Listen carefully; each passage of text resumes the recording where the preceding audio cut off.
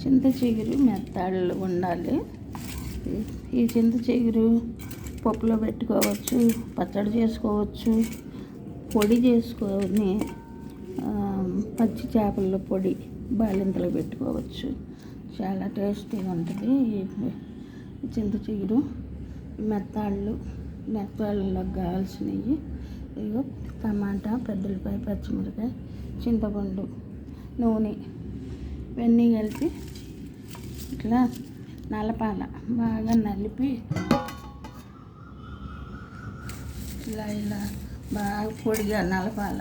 నలిపి ఆ పొడిని వేసి చింత చిగురు మెత్తళ్ళు కూర వండుకుంటే బ్రహ్మాండంగా రుచిగా ఉంటుంది. చాలా టేస్టీగా ఉంటుంది.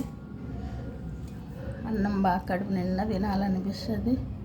Please subscribe.